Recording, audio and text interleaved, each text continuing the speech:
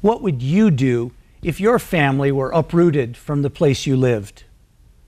If, for safety reasons, you had to pick up and move thousands of miles away? Max Kabachenko's family did just that when he was a young boy living in Ukraine. Max joins us from Minneapolis, Minnesota today to talk about safety, identity, and the price of citizenship. Max, thanks for joining us on Feel Like You Belong. Thanks for having me, Alan. Appreciate it. You bet. So your family left Ukraine when you were a small boy for two reasons. One, a global disaster, and two, for social issues. Can you talk about that? Sure can. I was born in 1984 in October, and about a year and a half later, in the spring of 1986, was reason number one for my family move. And that reason was the Chernobyl accident. Kyiv is about 55, 60 miles southeast from that particular location. And the government, unfortunately, tried to keep things under wraps, especially during communist times. And during that time, there's actually a very big national holiday, and a lot of families, kids, just everybody's outdoors celebrating, and that's when the fallout was going on. And I remember that day, my family finding out about it, and it was being a small child, I didn't understand the impact of it, but I can still remember my parents scrubbing with charcoal soap the inside of our apartment. And for those people that don't know, nuclear biological contamination, one of the things that you do is charcoal.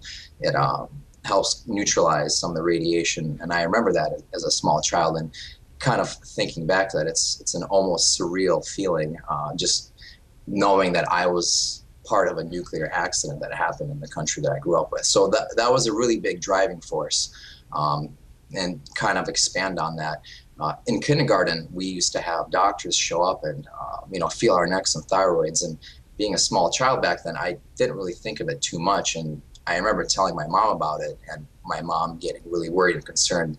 And finally, she put two and two together why these doctors were showing up at all these kids' schools. A couple of weeks later, they were checking to see, for our thyroids. The other reason that you mentioned, of course, was the socioeconomic impact. And at that time, the Soviet Union was going under some pretty radical changes, and kind of later on in the later 80s with perestroika, which literally means in Russian to rebuild, to reconstruct. My family was never pro-communist, and they never have. Going back to World War II, on my grandfather's side, they were Jewish. And before the war and after the war, the family was very much prosecuted just because they had a Jewish name, and that it closed a lot of doors, both job-wise, but more important, education-wise. It was very difficult to get accepted into a state university or college or an advanced program in anything. And that was part of the reason why my family decided to leave. And it wasn't me initially with my family that left. It was more so our extended family, and they decided to move to Minnesota. Why? I don't know. Maybe the climate is the same. The winters here are pretty cold and brutal, but more so I think they wanted a new start. And when they came here and they told my family, my mom and dad, how great things were here, they finally decided to make that decision to come over. And those were the two main pushing reasons and driving factors for us to come over. So your family actually had asylum or refugee status? That is correct. There's the way that the refugee status came about is because Ukrainian Jews are recognized as a minority, and therefore we were granted minority status and asylum here in the United States. And I would say that it was a very long and arduous process, because you had to go through multiple government entities and government organizations to sign off, rubber stamp, and kind of give the approval. But what a lot of people don't realize is, in our society, and you and I talked about this initially when we first made contact, was you kind of had to almost in a way bribe some of the people to let you go through and complete the process, because if you didn't, even if everything was perfectly legally fine in the paperwork, they wouldn't accept it without a bribery. And talking with my mother and father about it now, being older and kind of being able to understand what was going on, there's such a systematic system of corruption that was in place, even back then, even under communism, that my family unfortunately had to deal with just in order to make it over here to the United States. So once you made it here, you're 3 generations, right, living all together in Minnesota? That is correct. So initially it was my extended family, so mostly on my grandfather's side, on my father's and grandfather's side. I have very little family left on my mother's side, extended family that are still alive. So when we moved over here, when they initially moved over here, it was primarily from my paternal side of the family that came. And it's, from great uncles on down. I mean, there are great grandparents now living here, and we all came here. So we've seen those of us who were 6, 7, 8 years old, my cousins, my nephews, and my nieces from my extended family. We all grew up together, and you can almost tell, I don't want to call it a rift, but you can tell the generational difference where we've become, I don't want to say acclimated, but we've kind of adapted to the culture. We have, and I would say the younger generation, a lot of us don't have accents. We kind of tend to lead a little bit less cultural lives that my parents and my family had back home. A little bit less traditional, I guess, is the best way to describe it. Sure. And if you're walking around just with a second language accent, that can mark you in certain ways in public life. Yes, it can. And I've never really witnessed it.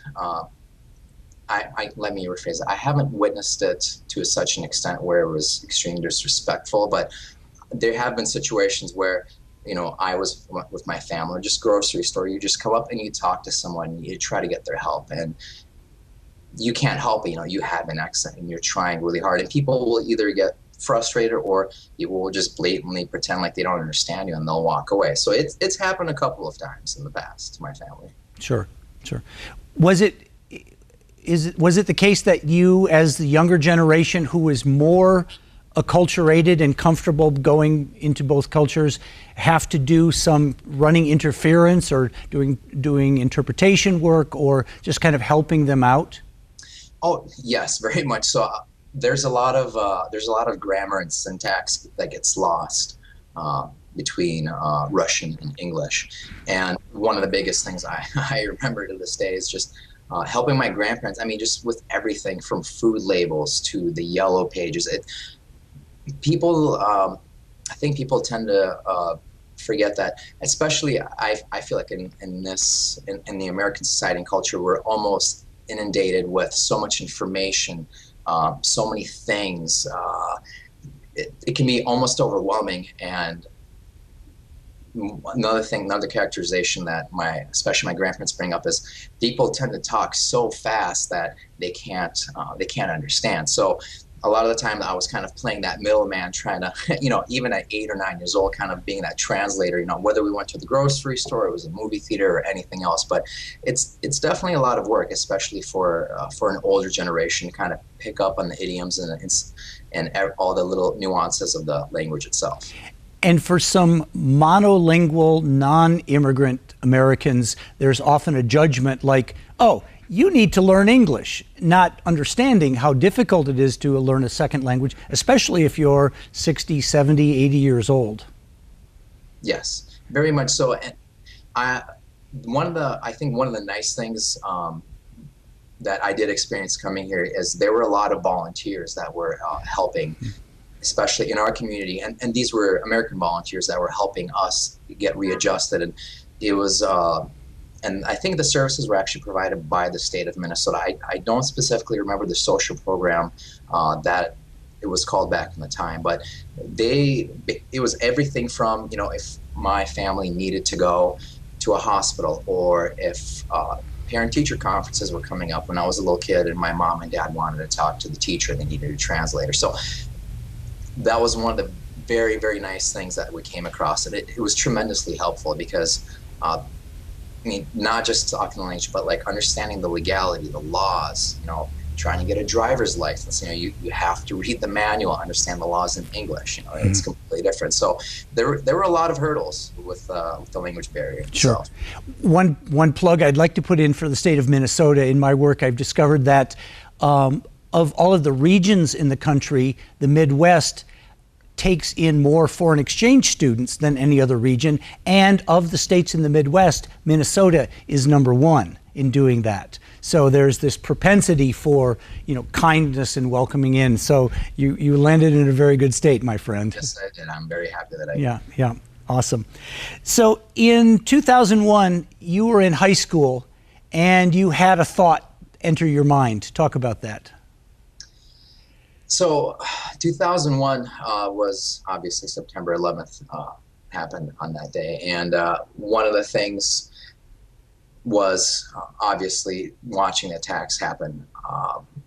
And at the time, to kind of go off of the point that I'm trying to get at is I was trying to become a citizen. And the process, and I'm sure that probably some of the laws have changed and some of the legislation, but the process has relatively stayed the same. At that time, you had to pay a $400 fee just to get the paperwork started, get everything right, set up the interview, and get it going. And obviously, if you were born here, as my sibling was, then you became an automatic citizen. With that being said, I wanted to become a citizen, but with 9/11 happening, the issue becomes is and for viewers that may not know, if you are not an American citizen and you have a alien green card like I did at the time, if you do want to join the military, your options are very limited, and that's primarily because you need to have a security clearance.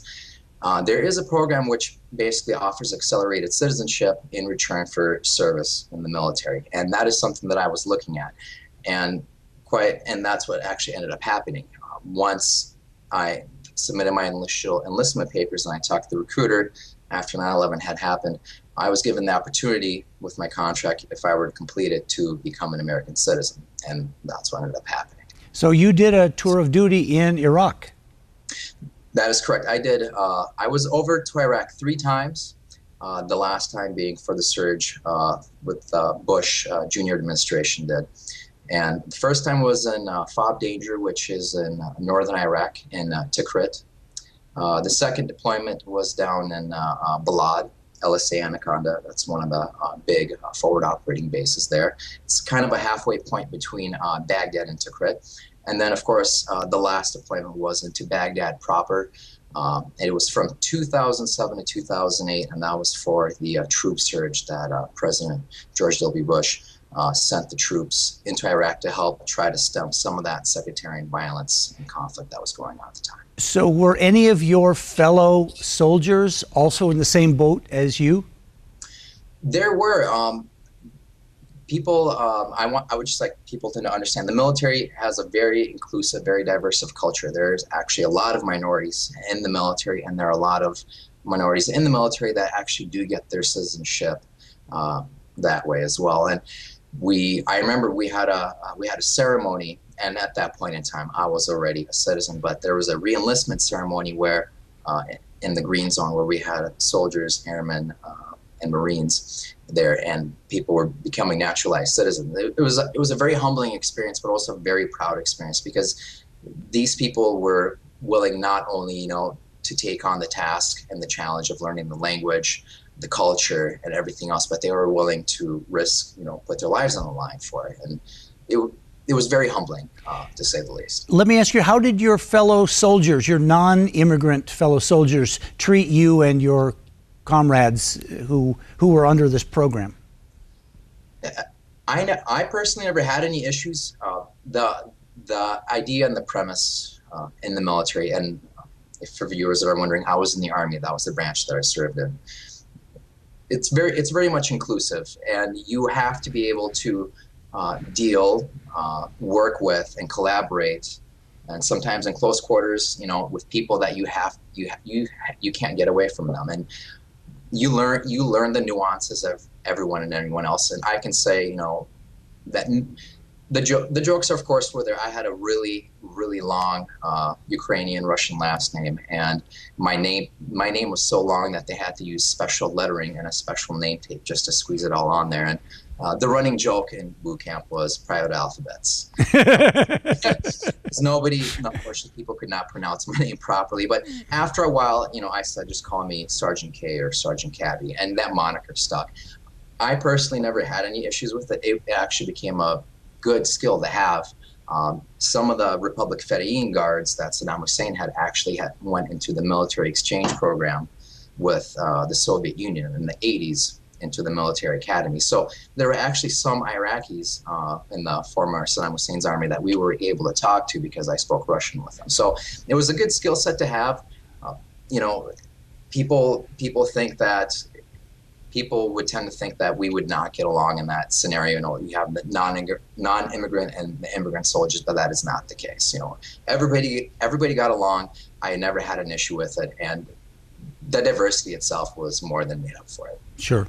We have to wrap up in a moment here, but I think a lot of non-immigrant Americans take their citizenship for granted.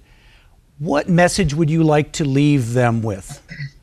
I would like people just to understand, we live in a very open country. The fact that we have the ability to criticize the government or the press, the fact that we can get very good medical care at a moment's notice if we need to. We have public education. We have this really good infrastructure. Having traveled throughout the world, it really opens up your eyes, because unfortunately, unless you've kind of had your freedoms taken away, it's very hard to explain to someone who grew up in an environment such as this. And it's not the blame of that individual, but the fact that they just haven't experienced the rest of the world. And I would just want people to understand that immigrants, they help diversify this country. I mean, this country was founded by immigrants, and we as individuals bring a lot of skill, a lot of passion, a lot of drive behind it. The fact that we do want to be here, we want to contribute, we want to help improve things. We want to bring our strengths and pool them with the other people that we share this land with. And immigrants are people that we drive change, we bring new ideas, and we also help share ideas, and we act as a bridge also with the immigrant community and the non-immigrants here. And I think we have to accept that as a country. And with the political scene and how dynamic it is with the election year and some of the anti-immigrant sentiment that's in the media and with the politicians is something that people need to be acutely aware and not take it specifically at face value, but educate themselves on the subject before making any decisions. Awesome. We're going to have to leave it there, but Sergeant K, it's been a real pleasure talking with you. Thanks for your service, and thanks for helping educate our viewers on your journey and maybe a better appreciation for what they've got going on here. Thank you very much, Alan. I appreciate your time today. Sure. It's the environment. The environment, if you're in an environment where you don't belong, where you don't feel like you belong, it sends a message in your brain that, something is not right here, and you are just not yourself.